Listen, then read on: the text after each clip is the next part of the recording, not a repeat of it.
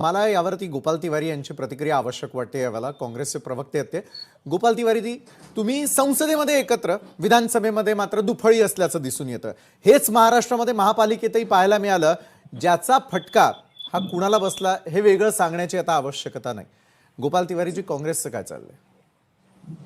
शालजी, किमान हे तरी लक्षात ठेवा की या 5 राज्याच्या निवडणुकीमध्ये 2 ठिकाणी केरळ आणि तामिळनाडू हे काँग्रेस आघाडी आणि यांना त्या ठिकाणी भाजपला नाकारलेलं आहे, काँग्रेस आघाडीला त्या ठिकाणी बहुमत दिलेलं आहे। या 2 राज्यात आमची सत्ता येते। मुद्दा असा आहे की जे विजय होते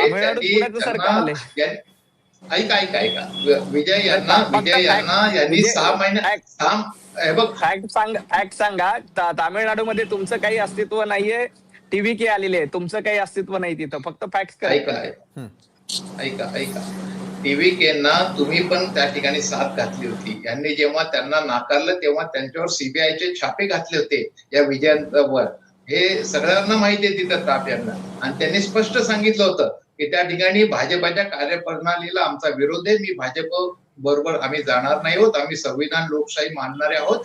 आणि त्यावेळेला त्यांनी स्पष्ट भूमिका घेतली, त्याच्यावर त्यांनी छापे मारले होते सीबीआयचे, हे सगळे जग जाहीर आहे तिथे। आणि त्या ठिकाणी तुम्हाला नाकारलं। या 2 राज्यात तुमच्या किती सीट्स आल्या?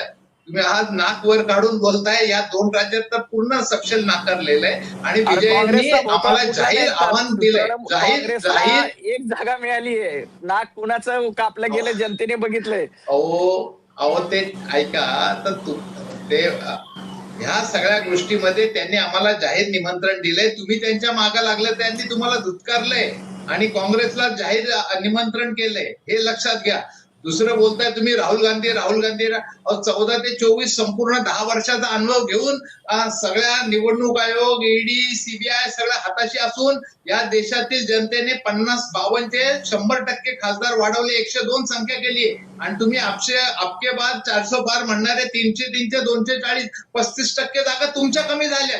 10 वर्षाची सत्तेचा अनुभव घेऊन देखील या देशातील, आणि काय सांगताय तुम्ही? आणि लोकसभेमध्ये किती संख्या होती, काय होती, हे सगळं झालेलं आहे। त्याच्यानंतर निवडणूक आयोगाला जाहीर प्रश्न विचारलेले आहेत। हे सगळं करत असताना निवडणूक आयोगाच्या नेमणुकीतनं तुम्ही अलगदपणे सरन्यायाधीशांना बाजूला करताय, अमित शहाना घेताय, हे कशासाठी करताय? हे करायची काय गरज आहे? त्या ठिकाणी वारंवार निवडणूक आयोगाच्या बाबतीत SIRचा असेल, बिहारचा असेल आणि बंगालचा असेल, याबाबत सुप्रीम कोर्टाने वारंवार फटकारले तुम्हाला।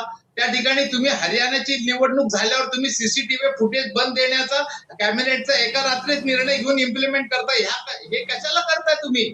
जर तुम्हाला एवढी नैतिकता आहे तर हे करायची गरज काय तुम्हाला ह्या सगळ्या गोष्टी? त्यामुळे अशा पद्धतीने बोलायचं आणि आपल्या परसेप्शन जागृत करायचं। आता काल परवा तर फडणवीस म्हणे 78% म्हणे भूभाग आम्ही प्रस्थापित केला, पादाक्रांत केला। अहो 21 राज्यात तुमचे 11 राज्यात काँग्रेस आघाडीच्या सरकार आहेत, म्हणजे इंडिया अलायन्सचे, त्यामुळे 60% ते 61%च्या वर तो जागा जात नाही तुमच्या।